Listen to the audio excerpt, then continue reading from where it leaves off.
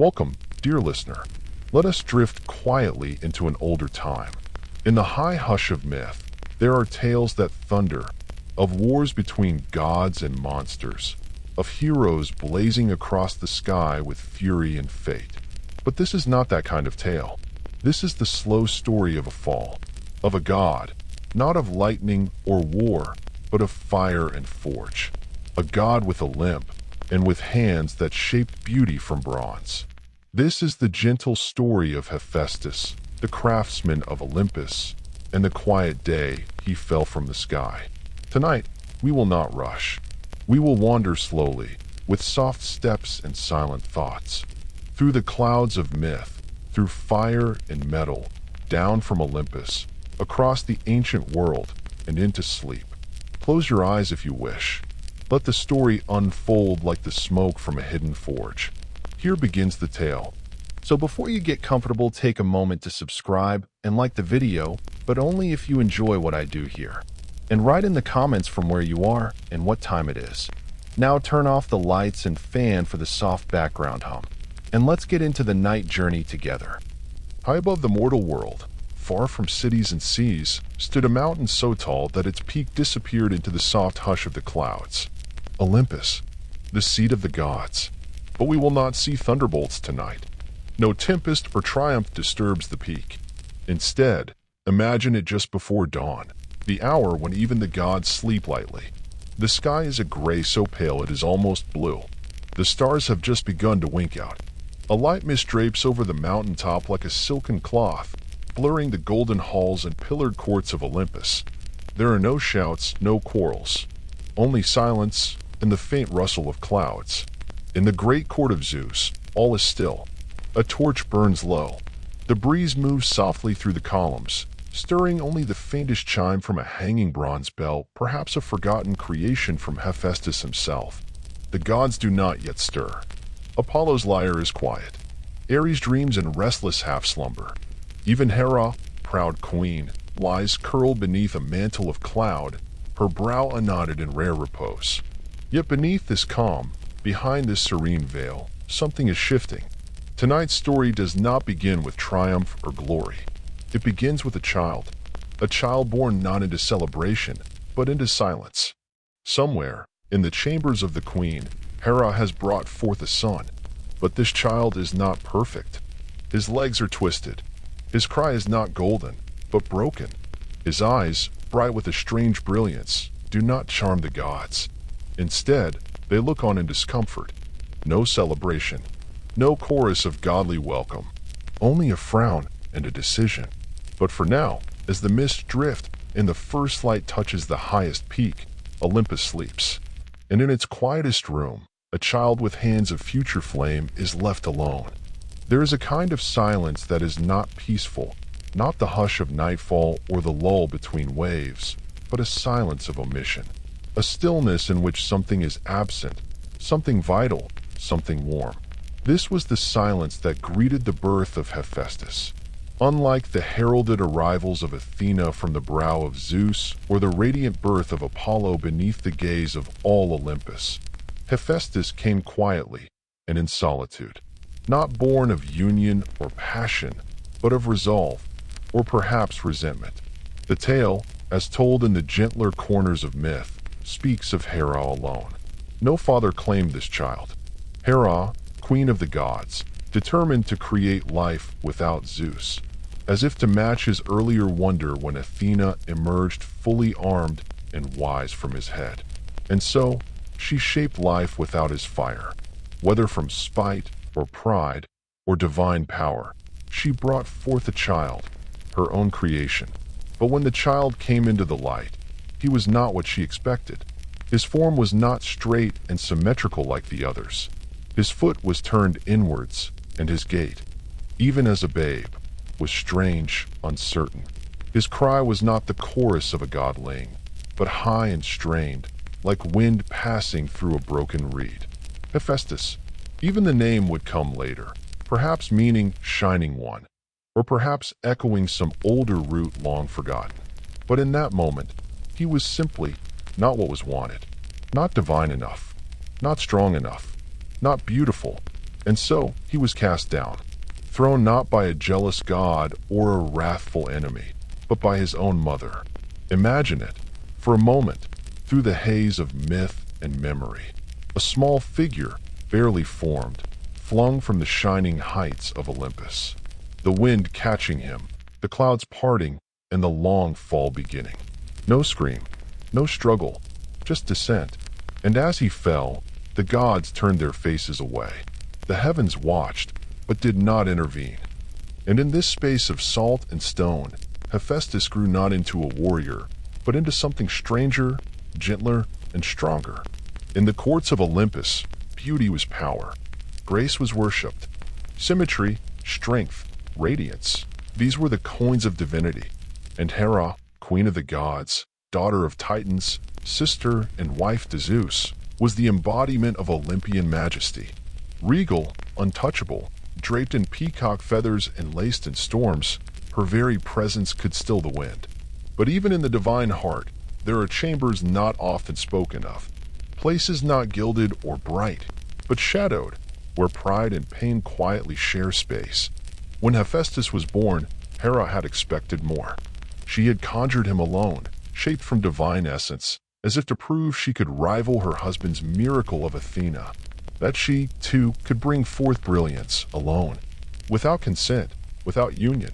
Yet what emerged was not a gleaming warrior maiden, not wisdom incarnate, but a small, twisted-footed child, a boy with awkward limbs, a downturned mouth, and strange eyes. Bright, yes, but not with the kind of light Hera wanted.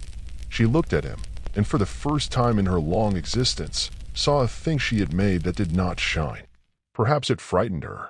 Perhaps it wounded her pride, struck too deeply at the notion that even she, regal Hera, might birth imperfection. Whatever the reason, she chose rejection, chose silence, chose to unmake, or at least to send away. And so, Hephaestus was flung from Olympus. But myths twist like vines. And even as he fell, the story did not stop. He grew in secret, forged his path, while Hera continued her divine rule. And then, many years later, a strange thing happened. From the edge of the sea, a gift arrived. A throne. Not a common chair of mortal craft, but a masterpiece, wrought in gold and silver, inlaid with pearls from the deepest reef, shaped with such delicate precision that it seemed alive. It shimmered when touched, curved like a blooming flower. It bore no name, but was clearly meant for her. The gods gathered around it, admiring its beauty. Hera, ever prideful, accepted the gift without question. She sat upon it, regal and satisfied. And the throne, locked. Invisible chains of divine mate curled around her arms, her legs. The base rooted itself to the floor. Hera could not rise. She struggled, at first in disbelief, then in fury. But the throne held fast. No god could free her. Ares tried brute strength. Hermes puzzled over mechanisms. Zeus himself thundered, demanding answers. None came. Then came a whisper. A nymph, shy and salt-skinned, stepped forward with a name. Hephaestus, the smith, the child they forgot, the son they cast away. He had made the throne, and now he held the key. In the long years beneath the sea and deep within the volcanic island of Lemnos, he had learned not only to shape metal but to shape consequences. His mind, honed by solitude, had become a forge sharper than any sword. Yet he had not returned with rage. No armies, no thunderbolts, only craft, only a chair. A gift, yes, but one that could not be easily discarded. In this tale, Hera is said to have wept, not in pain, but in shame. Her pride, so carefully built, cracked under the weight of what she had done. A son, clever and kind, wronged before he could even speak. A child who had asked for love and had received exile. Eventually, after much pleading, Hephaestus was convinced to return to Olympus and release his mother. Some say Dionysus tricked him into coming back, with sweet wine and gentle laughter. Others say he returned of his own will, softened not by pity, but by the sense of completion that he had finally been seen. But when he returned, he did not come as a child. He came as a smith, and with him came fire and gold, and the beginning of divine craft. Still, Behind every hammer stroke, every marvel, there remained the faintest echo, the disappointment that shaped him. A mother's disappointment. It is a strange thing to fall from heaven. The poets would have you believe it is a tempestuous thing, all fire and fury, bolts of light and cries of rage. But not all descents from Olympus are thunderous. Some are silent. Some begin not with a roar, but with a decision, made in stillness and carried out without ceremony. That is how Hephaestus fell. There was no storm, no clash of titans, no audience among the clouds. Only Hera, alone, her child in her arms. And then not. The myths say she cast him from Olympus, not in a burst of passion or divine wrath, but with a coolness born of disappointment. With hands that had created him, she let him go, or perhaps flung him away. It is hard to say, now, through the smoke of myth and the centuries of retelling. But all versions agree on one thing. He fell, and fell, and fell, from the golden palaces of Olympus, through layers of sky too fine for mortals to breathe, past the soft winds of the upper air, through pale blue and drifting white, through cloud and sunbeam, through silence. Imagine it, if you will, a child, small and strangely shaped, no more than an infant, plummeting through the open sky, his limbs curled, his arms fluttering slightly in the rush of wind. But he does not scream. He does not weep. Perhaps he is too young to know fear. Or perhaps, even in this first moment of his life, some part of him already understood exile. As he tumbles through the layers of the world, the gods do not look down. No hand reaches to stop him. The skies above remain unchanged, pale, eternal, unmoved. It is a long fall, they say, a day and a night. The kind of descent that feels less like punishment and more like forgetting. The world turns slowly beneath him. The stars blink above. Birds pass far overhead, never noticing. There is a melancholy to this part of the story. A divine child falling not into fire or fury, but into obscurity. The wind grows cold as he nears the lower air. The sea below darkens. The clouds above him thin. He has left Olympus behind. And then, at last, the fall ends. The sea takes him, not with gentleness. There is no splash of welcome, only the sudden stilling of motion, a crash softened by waves, a silence swallowed by foam. Hephaestus disappears beneath the surface, and Olympus, high above, continues without him. There is no searching, no mourning, no myth of regret. Hera does not speak his name again, not yet. He is, for a time, gone. But the sea remembers, and beneath the waves, something stirs. Far below the surface, in caverns cut by the slow breath of the tide, live the Nereids, sea nymphs born of ancient waters. Creatures of salt and pearl, with hair like strands of foam and eyes like titipools. They find him there, this small, strange child of the gods. To them, he is not misshapen, not ugly. He is new. He is luminous in a way that the land-bound gods never see, glowing softly, like heat beneath stone. They lift him from the ocean bed and carry him to their home, a cavern of coral and shell, of silver light that filters through the ceiling of the sea. And there, he grows. But before the forge, before the gold and fire, there was only the fall. And it shaped him. Imagine falling for so long that you forget the world you came from.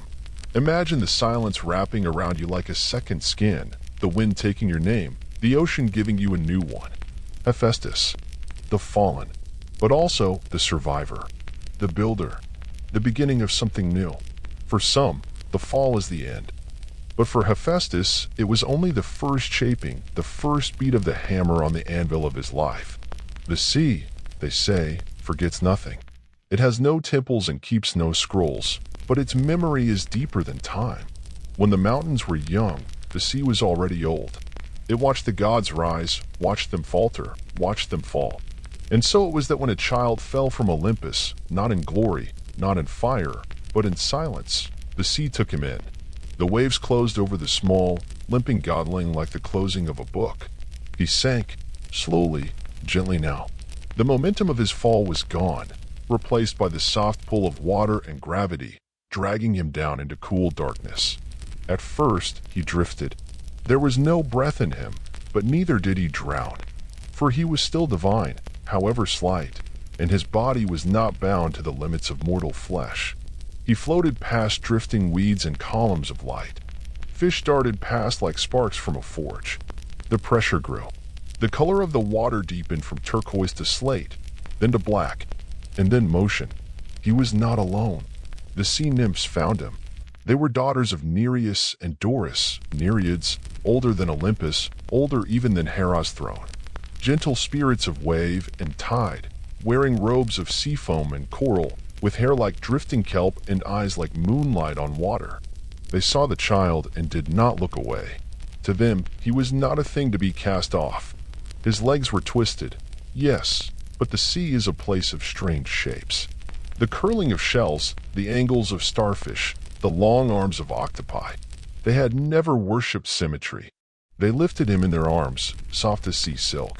They whispered to him in a language older than speech, bubbles and ripples, the sighing of currents.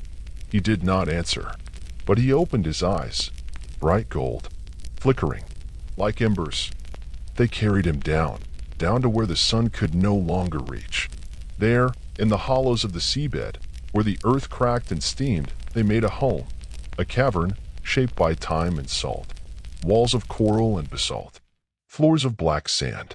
Light came only from glowing stones, barnacles with soft luminescence, and the slow burn of underwater fissures. Here, in the deep silence, the child began to grow. Hephaestus did not speak at first, but he watched. He watched the play of currents in the slow growth of coral. He watched crabs make their homes and jellyfish pulse like drifting lanterns. He watched the Nereids spin their strands of pearls and collect strange things from shipwrecks, bronze tools, glass beads, nails green with rust. And when he was old enough to reach out, he began to shape. First, with shell and stone. Then, with driftwood and bone. He built odd things, spirals of mollusk shell fitted into hollowed-out rocks, pieces of coral threaded like beads onto strands of woven kelp. The Nereids laughed, softly, not in mockery, but in wonder. Here was a god not made for war or song, but for the quiet work of hands. He did not care for jewels or gold. Not yet. But he had the instinct of a maker. He would sit for hours, surrounded by his tools, shaping pieces with fingers still clumsy but growing cleverer by the day. In time, he found the vents, places where the ocean floor split open and heat poured into the sea. Smoke, thick and dark, curled up from the cracks. Lava hissed into the deep. It should have been a place of danger, but for Hephaestus it was home. There, for the first time, he saw fire. It was not like the fires of Olympus, golden and tamed in braziers. This was wild, red, surging heat. And yet, it called to him, not with noise, but with promise. He began to bring his stones there, his metals, his beads. He began to place them near the heat, to see how they changed. They softened, melted, hardened anew. He began to understand. He had no teacher, no scroll, no forge, but slowly, from nothing, he began to build the knowledge that would define his life. The sea watched. The Nereids watched. The gods did not. To Olympus, he had vanished. To the world, he was never born. But under the waves, in flickering light and curling smoke, a craft was growing. Hephaestus did not need worship. He did not need praise. He had the work, the shaping, the slow joy of creating something that had not existed before. He made clasps for the Nereids' hair, hooks for catching fish, trinkets, charms, tools, and they wore them with pride, speaking his name in soft tones that rippled through the currents. He was not beautiful, he was not strong, but he was needed, and that, for a child once cast away, was more than enough. Beneath the shimmer of the waves and the white froth that dances at the surface, there is a world quieter than any temple and older than any throne. It is the world of the Nereids, the sea nymphs, daughters of the old ocean gods. They are not queens or warriors. They are not loud like the Olympians. Their power is not thunder or flame, but patience, the slow touch of waves upon stone, the soft murmur of tide in a sheltered cove. They live in grottos and coral halls, far below the storms of the surface. Some say they number 50, others more. Each one bears the grace of water, flowing, reflective, fluid in movement and thought. They dance with dolphins, string pearls like rosary beads, and sing songs older than mortal memory. When Hephaestus was cast from Olympus and fell into the sea, it was they who found him. The first to see him was Thetis, silver-footed and clear-eyed, known to mortals as the future mother of Achilles. But in these years, she was only a daughter of the sea, young, curious, and kind. She was swimming near a vent where warm waters rose from the deep when she saw the glow, a faint glimmer like starlight beneath the sea. She followed it, and found the child curled upon the ocean floor, half buried in volcanic sand, his golden eyes closed, his small hands clenched. He was strange, yes, twisted, awkward, unlike the smooth-bodied children of the Nereids. But he was breathing, and more than that, he was humming, not a song, but a vibration, a kind of frequency, faint but constant. Thetis reached out, and the humming stopped. He opened his eyes. The nymphs gathered around him, a slow spiral of curiosity and care. One brought seaweed to wrap him in.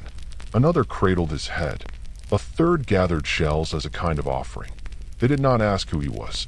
Not yet. They simply knew that the sea had given them a guest, and that he needed tending. They brought him back to their grotto, a hidden place carved into the side of an undersea ridge, where coral bloomed in red and purple, and kelp swayed like curtains. It was here that Hephaestus would live for many years. Not as a prisoner, nor an orphan, but as something rare in the divine world, a fosterling. The Nereids taught him the ways of the sea. They showed him how to listen to currents, how to predict storms from the rhythm of the waves. They taught him to weave strands of seaweed, to string pearls for oysters, to collect stone and bone and shell for shaping.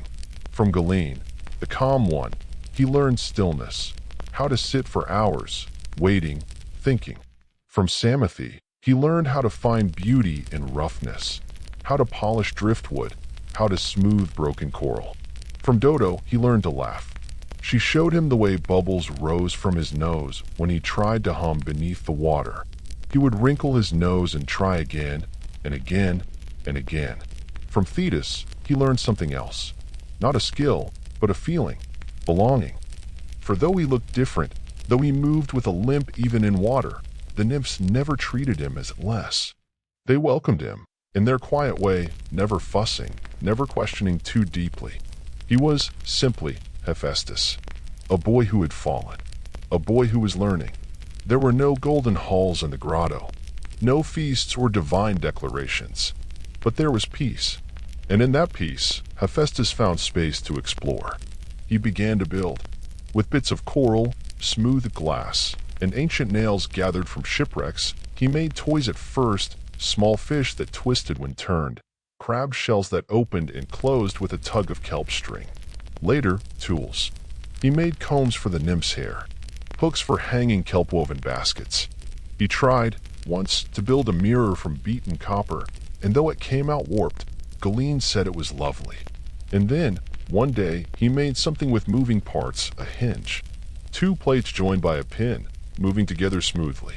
Thetis held it in her hands and smiled. "This is the beginning," she said. Hephaestus did not ask questions about Olympus. Not at first.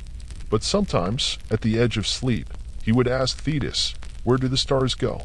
She would stroke his hair and answer gently, "They go where they are needed." "And where did I come from?"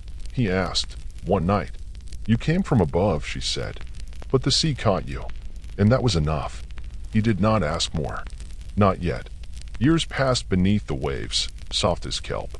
The boy became taller, his fingers more precise, his tools more clever. His forge, if it could be called that, was a shallow basin warmed by volcanic steam, where he would press bits of metal and glass into shape. The Nereids brought him materials, and he gave them creations. It was not Olympus, but it was life. Gentle, purposeful. And in this life, beneath the foam and far from judgment, Hephaestus came into his own, not with glory, but with gratitude, not with praise, but with peace. The gods above did not know where he was, but the sea did, and it remembered. Eventually, even the sea could not hold them. There comes a moment in every life, mortal or divine, when a stillness must be broken. For Hephaestus, that moment arrived like a current changing its course, soft and slow, but unstoppable. He had grown tall, though still limping. His back was bent not in shame, but from long hours over stone and heat. His hands were no longer soft. They were toughened, calloused from shaping metal, coral, and molten glass. His eyes, once wide with confusion, now burned steady with purpose. The nymphs saw it before he did. The way he would pause in his work and stare upward, toward the surface. The way he listened to distant echoes, the muffled crash of waves against rocks, or the faint cries of gulls above the tide. He had learned much in the sea. He had been loved. He had been allowed to become himself. But he had not yet chosen who he would be. And so, one morning, with no anger and no haste, Hephaestus rose from the depths. The Nereids gathered to see him off. Thetis placed a kelp-woven pouch in his hand, filled with tools, beads, and one shining hinge. "You are ready," she said. He nodded, and without looking back, he swam toward the sun. When he broke the surface, the light was blinding. It was the first he had seen of the full sun since his fall, and it struck his golden eyes like fire. He did not shield his face. He blinked once, twice, then began to swim toward land. The nearest shore was not lush or green, but volcanic. Lemnos, an island of rock and heat, where smoke drifted from cracks in the hills and the earth whispered in steam. Mortals did not live here in numbers. It was too wild, too warm, too strange. But for Hephaestus, it was perfect. Here was land shaped like metal, hard, unyielding, red with fire, and black with stone. Here, he could build something not borrowed, not hidden, not beneath the world. A forge. It began with a cave, a deep cleft in the island's heart, carved by long-dead rivers and steaming earth. The air inside was thick, the walls red and veined with iron. He made it his home. He worked without speaking, gathering stone, shaping vents, building bellows from animal hide and carved bone. He found, or in the cliffs, copper, tin, even traces of gold. He built crucibles, anvils, smelting pits. The sea had taught him patience.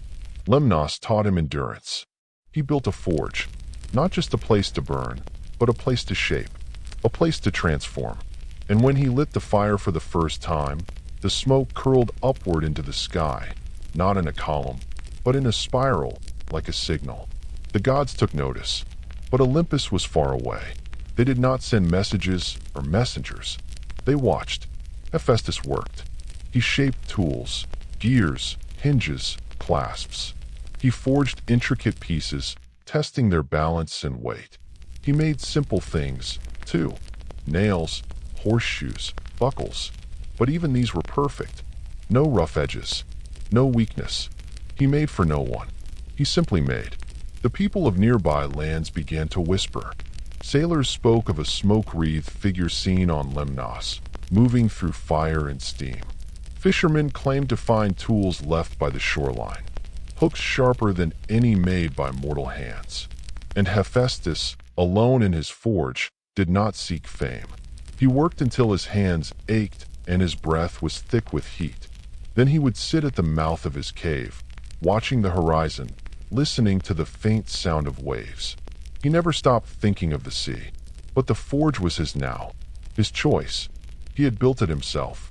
The gods, at last, could no longer ignore him. They had cast him down, forgotten him, believed him broken. But now his smoke rose into the heavens.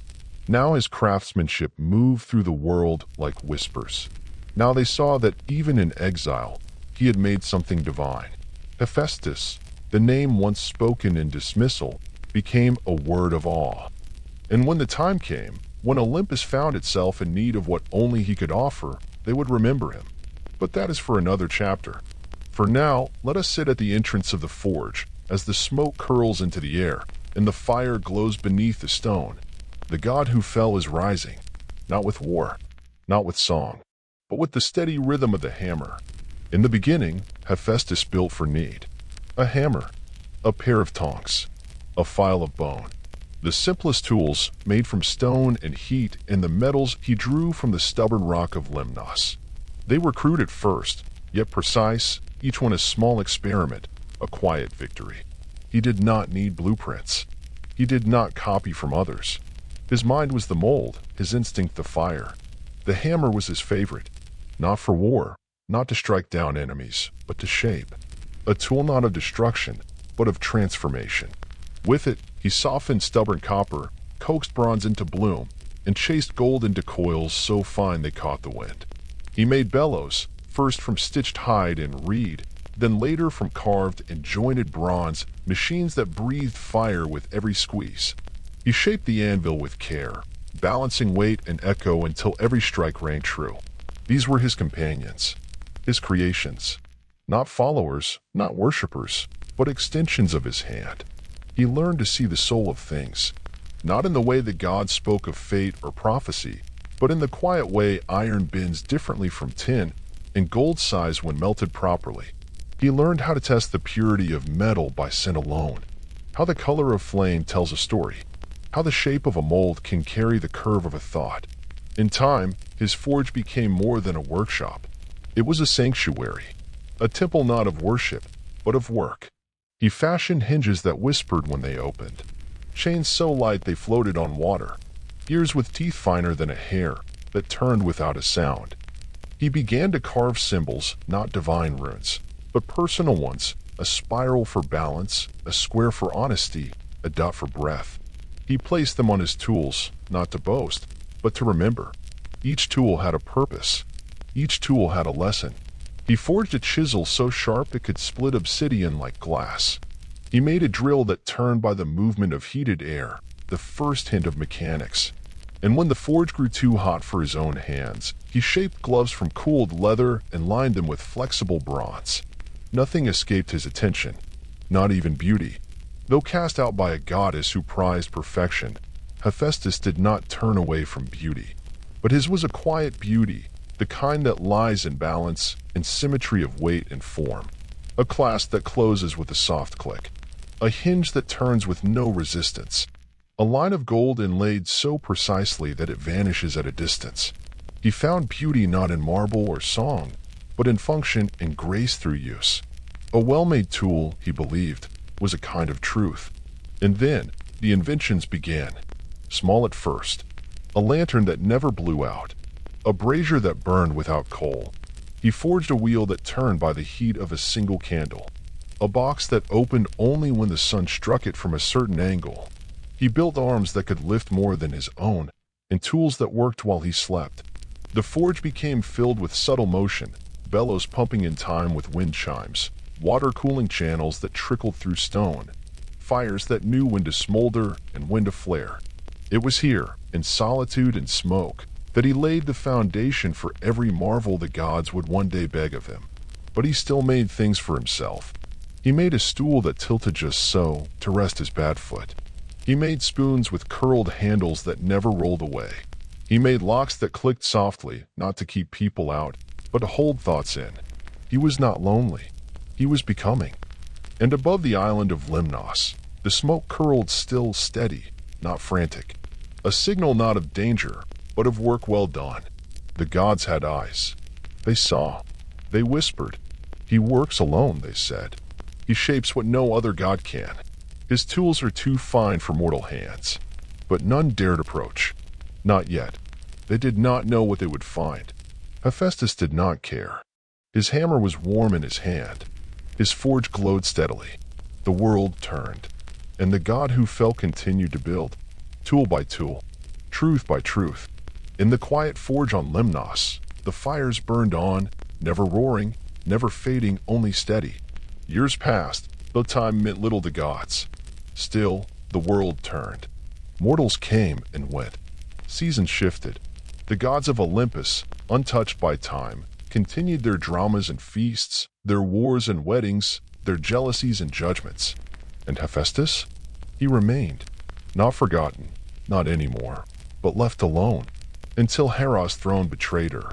It began with a gift, a throne sent without a cinder, beautiful beyond description, shaped of golden filigree and swan feather motifs, inlaid with silver vines that curled and shifted subtly in the light. It arrived on Olympus as if summoned by fate, gleaming in the morning sun. The gods marveled at it. Hera, queen of clouds and power, sat upon it and could not rise. Chains invisible to the eye curled up from beneath the seat and bound her. The more she struggled, the tighter they held. Panic did not come immediately. Hera was a goddess. She had power enough to shift mountains, but no spell she knew could unbind her. No plea to her fellow gods brought relief. Even Zeus, mighty with thunderbolts, could not release her from the grip of this chair. The gods whispered, "Who had done this?" The throne bore no signature, only a small symbol beneath the seat, a spiral, a square, a dot. Hephaestus. They had forgotten him, most of them, or pretended to, but he had not forgotten them. The throne was not vengeance. It was craft. It was a message forged in silence. The gods convened in urgent council. Hermes suggested a negotiation. Athena nodded gravely. Ares bristled. Poseidon kept his silence. Only Dionysus, cheerful, unpredictable Dionysus, offered a solution. "Let me fetch him," he said, swirling a goblet of wine. But not with commands, with conversation. And so he descended to Lemnos. Hephaestus heard the sandals before he saw them, the soft slap of feet unburdened by purpose. Dionysus arrived not in robes or thunder, but in a cloak of grapevines, humming a tune no one could name. He sat on a rock. He watched the forge. "You've done well," he said, after a long silence. Hephaestus nodded, but said nothing. "They need you, you know," Dionysus went on. "They won't say it, but they do." Another silence. "I brought wine," Dionysus added. "The good kind." Hephaestus set down his hammer. What followed was not a confrontation, but a conversation. Dionysus spoke of Olympus, of Hera's plight, of the throne that could not be unmade. Hephaestus listened, drank, thought. He did not ask for revenge.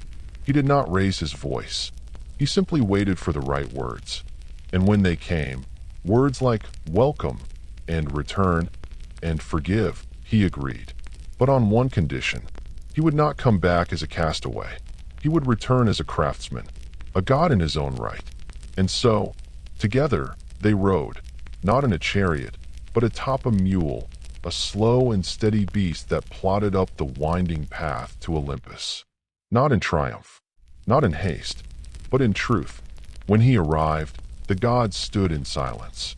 Hera, still bound to the throne, would not meet his eyes. Hephaestus approached. His limp was steady, unapologetic. He looked at her, not with anger, but with something deeper. He touched the armrest of the throne, whispered something only the chair could hear, and the chains melted away. Hera stood, stunned, free. She opened her mouth to speak, to demand, to command, to explain. But Hephaestus turned from her, quietly, and walked toward the forge Olympus had once offered him. He did not need her apology. He had his tools. He had his hands. He had his place. And so Hephaestus returned, not as a forgotten child, but as the god of fire, of forge, of craft. He brought with him the discipline of the sea, the precision of Lemnos, and the patience of solitude. And Olympus, golden, gleaming, proud, would never be the same. The forge of Olympus is a place unlike any other. Hidden deep within the mountain that looms over the gods' golden halls, it is both sanctuary and workshop, a cavern of heat and shadow, where fire dances with stone and metal sings beneath the hammer's strike. When Hephaestus returned, it was not merely a homecoming. It was a beginning. The gods watched quietly as he settled into his place. He did not boast. He did not demand. He simply worked. His hammer rose and fell with steady rhythm, each strike sending sparks flying like tiny stars caught in a slow dance. The sound was neither loud nor soft. It was constant, soothing, a heartbeat beneath the endless chatter of Olympus. Fire curled from the forge's mouth, warm and alive. Smoke drifted lazily toward the vaulted ceiling, where shadows gathered like silent witnesses. Hephaestus shaped the metals, bronze, gold, silver, with hands both strong and careful. He crafted weapons, yes, but also delicate things, necklaces that shimmered with the light of dawn, reeds that seemed to bloom with invisible flowers, and chains that whispered secrets. Each piece bore the mark of his touch, subtle, intricate, balanced. It was said that no god could wield his creations without respect, for the forge was more than fire. It was the essence of transformation, the turning of raw earth into art, of chance into purpose, of chaos into order. Slowly, Hephaestus's reputation grew. He became not just the maker, but the teacher. Mortals and immortals alike came to him, not in armies, but in quiet reverence. A goddess seeking a new crown, a hero needing armor, a mortal craftsman longing for a spark of inspiration. Hephaestus listened. He guided. He shaped. Never rushing, never impatient. There were no grand proclamations, no blazes of glory, only the steady work of hands, the gentle hiss of cooling metal, and the faint glow of embers. A calm that spread through Olympus, like the steady pulse of the earth beneath the feet of gods and men. Even the loudest gods came to respect him. Ares would watch from a distance, arms crossed, silent but attentive. Athena sought his counsel in quiet moments. Hermes carried his creations with a nod of approval. The forge became a place of peace in a world of noise.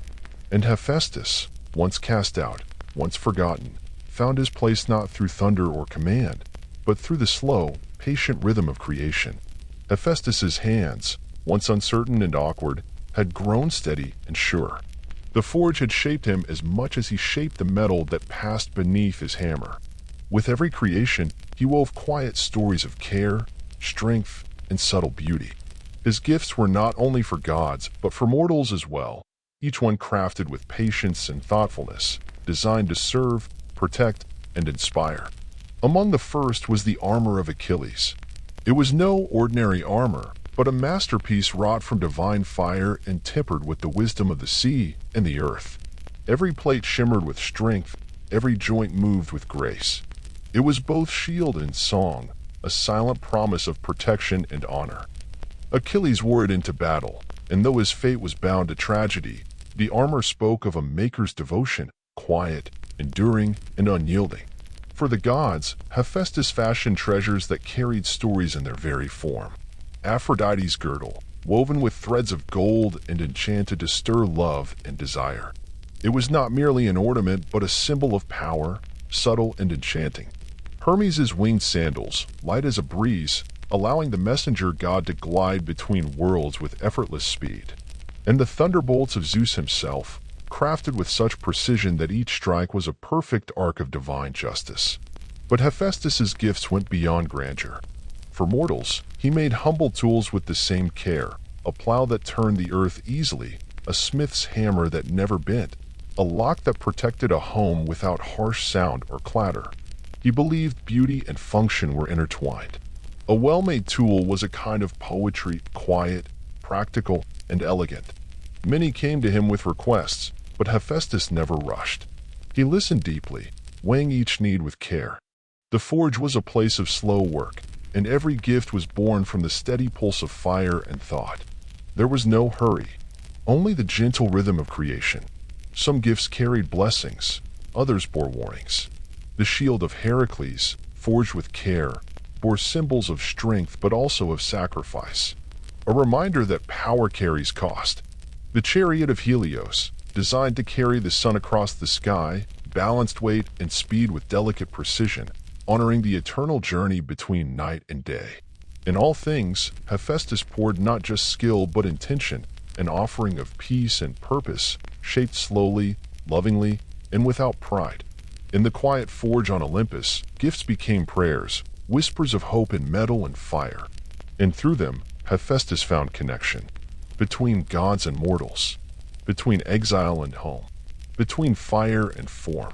Among the many tales whispered through the halls of Olympus, few speak so softly, yet resonate so deeply as the quiet bond between Hephaestus and Prometheus, the titan who gave fire to mortals.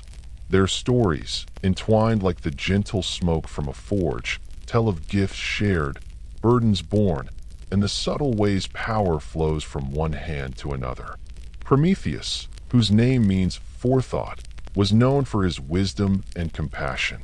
He saw the world with eyes not only of strength, but of understanding.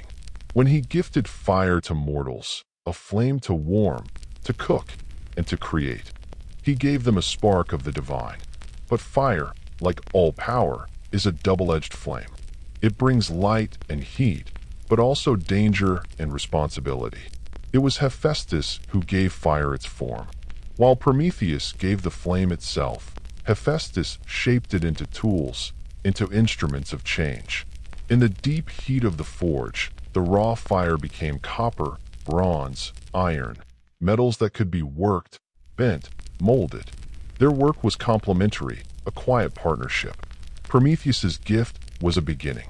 Hephaestus's craft was the unfolding. Together, they bridged the gap between chaos and order, between raw potential and realized creation. Yet their bond was not without tension. Prometheus's rebellion against Zeus had consequences. Hephaestus, though a god himself, was sometimes caught between loyalty to Olympus and empathy for the Titan's cause. Still, in the forge's glow, differences softened. They shared understanding of sacrifice, of creation, of endurance. The fire that Hephaestus tended was sacred, both gift and burden. He knew that in every glowing ember lay a choice, to warm or to burn, to build or to destroy. This awareness shaped his work. He forged with care, mindful of the power in his hands, and in that quiet mindfulness lay his true strength. Through their intertwined legacies, Prometheus and Hephaestus remind us that fire is more than heat and light. It is transformation. It is creation. It is responsibility. And in the still heat of the forge, beneath the rising smoke, that sacred fire lives on. In the quiet heat of the forge, surrounded by stone and fire, Hephaestus was never truly alone. His family, both chosen and born, was a circle of companionship, forged not from blood alone, but from shared purpose and gentle understanding. His mother, Hera, whose rejection had once cast him down, remained a presence both complex and tender. Though their relationship was strained, moments of quiet reconciliation flickered between them, small gestures, unspoken forgiveness, and the unbreakable bond of family. Aphrodite, his wife, embodied a different kind of connection. Though their union was often marked by contrasts, her beauty and charm, his strength and craft, they found balance in one another. She inspired, and he created. She moved with lightness, he with steady grounding. Together, they represented a harmony of opposites, like fire and air, metal and breath. Their children, whether divine or mortal, were extensions of this harmony. The sparks of creativity, resilience, and love passed gently through generations. In tales told softly around hearths, they are remembered not as gods of drama and strife, but as quiet keepers of life's enduring rhythms. Beyond blood, the forge itself became a kind of family. Apprentices and craftsmen, gods and mortals, all drawn to the steady glow of creation, gathered in this place of warmth and work. Each hand that took up a tool, each mind that pondered a design, became part of a lineage that stretched back through smoke and flame. Here, in the family of the forge, strength was measured not in power or fame, but in patience, care, and the slow building of something lasting. And as the fires burned softly into the night, Hephaestus sat among his family, surrounded by warmth, light, and the quiet hum of creation. As the forge's embers slowly cooled into soft, glowing ashes, the legacy of Hephaestus lived on, silent, enduring, and profound. Not in thunderous tales of conquest or grand battles, but in the quiet touch of metal shaped by patient hands. Hephaestus's work was never about fame or glory. It was about the subtle power of transformation, the magic of turning raw earth into something new, the gentle alchemy of fire and skill. Through centuries, mortals carried fragments of his gift. In the simple plow that tilled the fields, in the sturdy tools that built homes and hearths, in the delicate jewelry that caught the light and held stories. His influence rippled outward like a slow-moving tide, steady, reliable, often unnoticed. Yet without it, the world would be a colder, harsher place. Even among the gods, his legacy is one of quiet strength. A reminder that creation is often slow, that power can be gentle, that endurance, patience, and care are forms of greatness. In the soft glow of twilight, when the forge's fire is but a whisper, Hephaestus's spirit lingers, not as a roar, but as a steady flame, a silent flame that warms, shapes, and endures. And as long as hands work with purpose and care, his legacy will live on, a testament to the quiet power of the Maker's touch. And so, the tale draws to its quiet end. The story of Hephaestus, not shouted, but whispered, not sung in the bright courts of gods, but murmured among the embers. A god who fell, not once, but again and again, and each time rose in silence. Hephaestus, the lame one, the unwanted, the smith. And yet, in his solitude, he built wonders. Where the other gods warred, he crafted. Where they hurled thunder and plotted vengeance, he worked with bronze, gold, and gentle fire. His hands, though scorched and scarred, brought forth beauty. His forge, glowing in the night, was a place not of battle, but of making. Perhaps there is something restful in that. A god who was not loud, but enduring. A god whose power was not in noise, but in patience. Tonight, as the fire fades and your eyes grow heavy, may you carry that image into your dreams.